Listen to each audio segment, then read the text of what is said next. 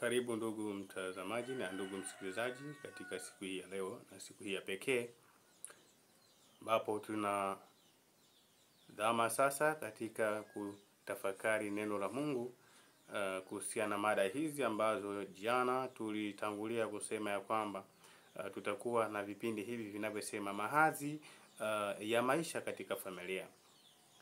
Na leo tunaanza safari yetu ya kuangalia hizi nyakati za maisha, kuangalia haya mahadhi ya maisha. Na kwa namna hiyo ninaamini ya kwamba wewe uko tayari kunisikiliza na uko tayari kunitazama na kuitazama katika mada hizi zinazotoka katika studio yetu. Hebu ni kualike, kabla ya mambo mengine yote, tumualike muweza wa yote, yeye ambaye atabadilisha maisha yangu kupitia mada hizi. Tupatie unyenyekevu na tupatie usikivu katika kusikiliza na katika kufuatilia mada hizi. Bwana aweze kuwa pamoja nasi. Hebu tuombe. Baba yetu na Mungu wetu wa mbinguni, tunakushukuru kwa sababu ya wasaa wa pekee. Tunakushukuru kwa sababu ya neema ambayo Bwana unaendelea kutukirimia. Tunakushukuru kwa ajili ya mada hizi ambazo Bwana zitaanza katika siku hizi zinazoendelea, na tunahitaji hekima yako, tunahitaji uongozi wako, tunahitaji uvuvio wako, tunahitaji ufungue kinywa na hatimaye ubongo na hatimaye hekima, ili kwamba maisha yetu yaweze kubadilika. Na ninaomba kwa ajili ya mtazamaji, ninaomba kwa ajili ya msikilizaji popote alipo, Bwana kaguse maisha yake. Bwana kamtoe kwenye mahadhi fulani umpeleke kwenye mahadhi fulani. Huenda yuko kwenye viwango vya chini vya maisha, muinue Bwana kwa neema yako. Huenda wakati fulani yuko katika magonjwa, muondolee magonjwa Baba wa mbinguni. Lakini pia ninaamini kuna wakati mwingine yuko katika masomo, na hivyo katika masomo haya anaona kwa kweli hawezi kusurvive. Ninaomba Bwana ukamsaidie ili aone ya kwamba yako mabadiliko katika maisha. Huenda alikuwa katika viwango fulani kwenye ndoa na amekosa watoto, Bwana kamuinue, mpatie watoto. Lakini huenda wakati fulani amefurahia watoto, na kwa namna hiyo wale watoto wanaleta changamoto kwenye maisha yake. Baba, kwa neema yako ninaomba kamwezeshe, kampatie hekima namna ya kuwafanya warudi kwenye maisha yenye furaha. Neema yako yatosha. Tembea nasi sasa, zungumza nasi sasa, leta badiliko la pekee ndani yetu kwa jina la Yesu. Amina. Asante. Tunaendelea na mada zetu. Nilisema jana ya kwamba tutakuwa na mada hizi, na chimbuko la mada hizi litatoka kitabu kile cha Mhubiri sura ile ya 3 na fungu lile la 1 hadi fungu lile la 8. Na ninaomba leo tutaisoma Mhubiri 3 fungu lile la 1, Mhubiri 3 fungu lile la 1 hadi fungu lile la 8. Neno la Bwana linasema, kwa kila jambo kuna majira yake, na wakati kwa kila kusudi chini ya mbingu, wakati wa kuzaliwa na wakati wa kufa, wakati wa kupanda na wakati wa kung'oa yaliyopandwa, wakati wa kuua na wakati wa kupoza, wakati wa kubomoa na wakati wa kujenga, wakati wa kulia na wakati wa kucheka, wakati wa kuomboleza na wakati wa kucheza, wakati wa kutupa mawe na wakati wa kukusanya mawe, wakati wa kukumbatia na wakati wa niomba nirudie hapo. Wakati wa kutupa mawe na wakati wa kukusanya mawe, wakati wa kukumbatia na wakati wa kutokumbatia. Wa kutokumbatia. Yaani kuna wakati unakumbatia na kuna wakati umeshindwa kukumbatia, hauwezi kukumbatia. Utanifuatilia utajua haya maneno yalikuwa yanamaanisha nini.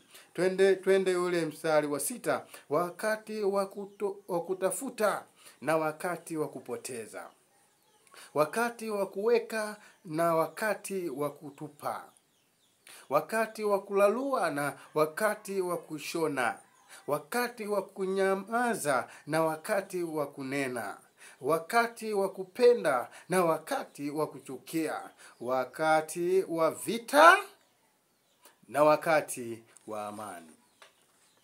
Mafungu haya ukiyachunguza yana msingi wa pekee wa kutambua hapo ulipo, sio kwamba siku zote utakuwepo hapo.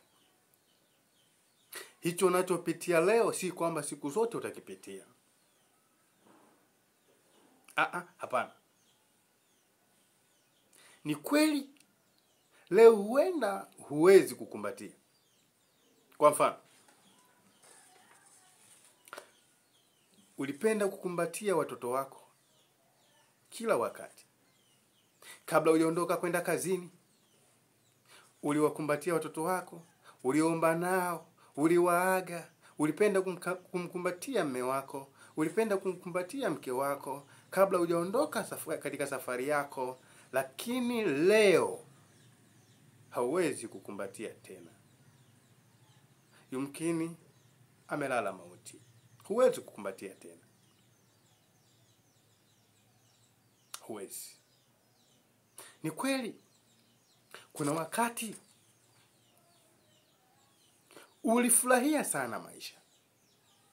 Uliona kila kitu kinaenda sambamba, kinaenda sawia.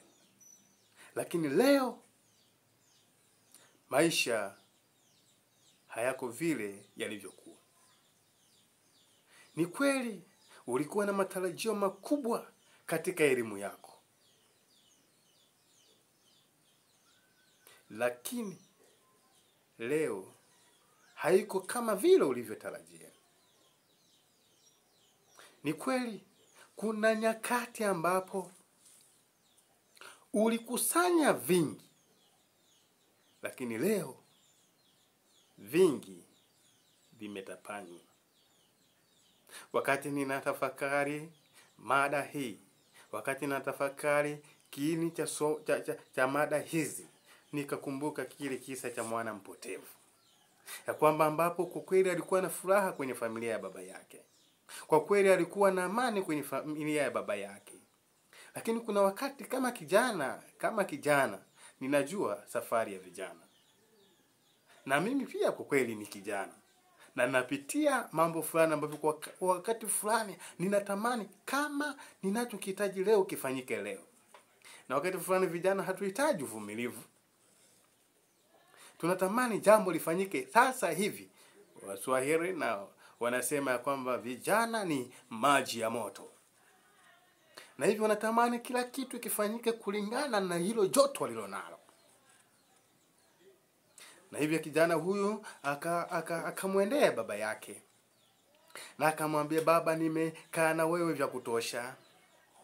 Na hivyo ninatamani nifurahie maisha.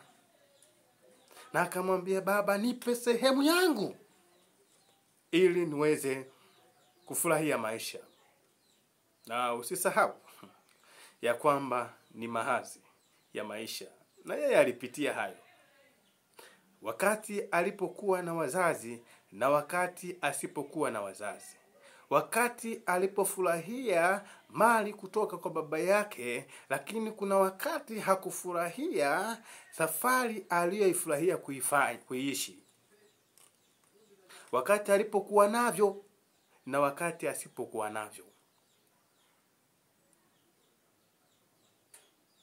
Mwana mpotevu. Ninamfurahia Mungu siku zote za maisha yangu. Ninamfurahia Mungu kwa sababu kadiri anavyonitoa kwenye maisha fulani, kuniweka kwenye maisha fulani, kwangu kiwalisia ninaona ni shule kwangu. Na ni kuhakikishia kwamba usikate tamaa, usichukie pale Mungu anapokupeleka kwenye changamoto ya maisha fulani kukuleta kwenye maisha fulani. Pale Mungu anapokupitisha wakati fulani kwenye jaribu fulani na kwa kweli ana agenda ya kukufanya kuwa bora zaidi. Na hivyo leta marejeo yote, leta mapito yote mikononi mwa Yesu Kristo, ambaye yeye ndiye chanzo cha safari ya maisha yako. Leo tunapoangalia somo hili linalosema mahadhi ya maisha katika familia sehemu ya kwanza, hebu tuone tafsiri na maana ya maisha. Wanasema maisha ni hali ya viumbe kuishi kwa utaratibu. Maisha ni hali ya viumbe kuishi kwa utaratibu, ambao huo utaratibu hupelekea kutokea mabadiliko. Huo utaratibu unatokea kupelekea mabadiliko. Na ndio maana nimekurejesha katika kisa cha mwana mpotevu. Mwana mpotevu ambaye maisha ya familia ya nyumbani kwao yalikuwa na utaratibu. Utaratibu ambao wazazi wake waliuweka kwamba wataishi hivi ili wafurahie maisha ya nyumbani. Na hivyo yeye alikiuka utaratibu wa nyumbani kwenda kuanzisha utaratibu wake. Kwa hiyo ona matafsiri hiyo ya maisha. Maisha ni hali ya viumbe kuishi katika utaratibu, ambao huo utaratibu hupelekea kutokea mabadiliko. Lakini pia neno hili mahazi ni nini? Mahazi ni mabadiliko ya maisha ambayo viumbe hupitia. Mahazi ni mabadiliko ya viumbe, ambao katika maisha huyapitia. Angalia maisha ni hali ya viumbe kuishi kwa utaratibu, lakini mahazi ni maisha ya viumbe, ni mabadiliko. Okay, sawa, ni mabadiliko yanayowapata wa viumbe. Okay. Kwa hiyo tunapoingia katika kuangalia habari za mahazi ya maisha katika familia, kuna mambo ambayo tutayaangalia. Tutaangalia katika Biblia. Biblia inasema nini kuhusiana na mahadhi ya maisha? Biblia inasema nini kuhusiana na mabadiliko, kuhusiana na kanuni, kuhusiana na mzunguko mzima wa maisha, kuhusiana na mwanzo wa maisha na mwisho wa maisha, katikati ya maisha na furaha ya maisha na huzuni za maisha. Tutaangalia haya na Mungu aweze kuwa pamoja nasi tunapoendelea kutafakari maneno haya. Na tutaanza na kile kitabu cha Ayubu. Mungu aliviumba viumbe. Kabla tujasoma hiyo Ayubu maneno yanasema Mungu aliviumba viumbe kwa utaratibu, na kwa utaratibu vikaishi. Unaweza ukaona mfano halisi katika kitabu cha Mwanzo. Mungu aliumba mbingu na nchi. Mungu akaweka viumbe ndani ya bustani ya Edeni, na katika bustani ya Edeni waliishi kwa utaratibu, kwa sababu kila kiumbe kilisikiliza kile Mungu alichosema.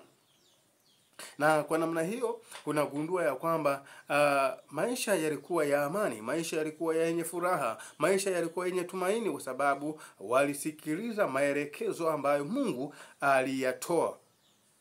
Na nitaomba unifuatilie sana na unisikilize kwa makini.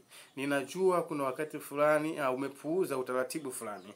Kwa namna hiyo, wakati ulipopuuza ulikuingiza kwenye changamoto fulani. Na ndio maana mwanzoni mwa mada hizi nilisema ya kwamba unaweza ukapata tumaini, unaweza ukapata kurejea kwenye maisha fulani ambayo wakati fulani ulidhani ya kwamba hauwezi kuyafikia tena. Ayubu anasema, mfano wa Ayubu tunaona maisha yake Ayubu aliyoyapitia. Lakini leo tutasoma kile kitabu cha Ayubu, ile sura ya 38 fungu lile la 10 na fungu la 11. Ayubu 38 fungu la 10 na fungu la 11. Neno la Bwana linasema, nikaiagiza amri yangu, nikaiwekea makomeo, na milango. Fungu la 11, nikasema utafika mpaka hapa, lakini hutapita, na hapo mawimbi yako yanyetayo yatazaliwa. Na hapo mawimbi yako yanyetayo yatazaliwa. Hii ilikuwa ni habari akizungumza alivyoumba dunia, na alichukulia mfano huu wa bahari au ziwa, kwamba aliambia ziwa ya kwamba utafika mpaka hapa, na anasema ya kwamba aliagiza amri. Kwa hiyo kwa amri yake vitu vyote viliumbwa. Kwa amri yake kila kitu kiliishi kwa utaratibu. Kwa amri yake kila jambo lilitendeka sawa sawa na vile yeye alivyokusudia. Na mfano, kuna vitu ambavyo pamoja na kwamba ulimwengu umezama katika njia isiyo sahihi, pamoja ni kwamba dhambi imefanya kila kitu kuharibika, lakini kwa kweli tunayo mifano kadhaa ambayo mpaka leo tunapoitazama, tunapoitafakari, tunagundua ya kwamba Mungu ndiye aliyeumba. Mungu ndiye aliyeumba. Na hii mfano halisi ya kwamba pamoja na dhambi, mwanadamu bado ni mfano ambao unaonyesha ya kwamba Mungu ndiye aliyemuumba. Pamoja na hayo, bahari, ziwa, inaonyesha ya kwamba Mungu ndiye aliyeviwekea mipaka, aliyeviwekea utaratibu. Na ndio maana leo unapoishi kwenye kando ya ziwa au bahari, unaona kuna mwisho wake. Na kwa kweli inaweza ikajaa, lakini haiwezi kufika kwenye viwango ambavyo kinyume na vile Mungu alivyoweka. Haya yote tunaona ya kwamba Mungu ndiye aliye muasisi wa ulimwengu huu. Na kwa namna hiyo, hata changamoto unazozipitia, jua ya kwamba yuko Mungu aliyekuumba. Hata kama wakati fulani ulikuwa umeinuka na sasa umeshuka, bado unapaswa kuweka tumaini kwa yeye aliyekuumba. Hata kama watoto wako wanapitia changamoto na wewe ulitamani wawe na furaha, lakini wanakosa furaha kwa sababu ya mapito fulani mlioyapitia, wana familia, wana ndoa, jua yuko Mungu ambaye mwanzilishi wa ndoa anaweza kuleta tumaini tena. Ni kweli kuna wakati fulani biashara imeyumba, jua yuko Mungu ambaye anaweza kuleta tumaini kwenye biashara yako. Na kwa namna hiyo, Ayubu anatuambia ya kwamba kila jambo Mungu aliweka kwa utaratibu. Na hivyo kwa namna ya pekee unaweza ukarudi kwenye utaratibu ili amani, furaha, upendo viweze kutawala. Utarudije? Ni pale utakaposikiliza kwa amri za Mungu. Amri katika maisha, amri katika ndoa, amri katika biashara, amri katika mapito ya ujana, amri katika kazi ulizo nazo. Mungu ameziwekea mipaka. Mungu ameziwekea utaratibu. Ukimsikiliza, ni kuhakikishie kama Mhubiri 3 aya ile ya 8 inavyosema, kuna wakati wa vita. Na hii vita wakati fulani inatokea. Na ni kweli hii ni vita kwako. Iko vita kwenye ndoa yako. Iko vita kwenye familia yako. Iko vita kwenye biashara yako. Iko vita kwenye shule yako. Iko vita kwenye kazi yako. Huo wakati unaopitia ni wakati wa vita. Lakini anasema kuna wakati wa vita na kuna wakati wa amani. Iko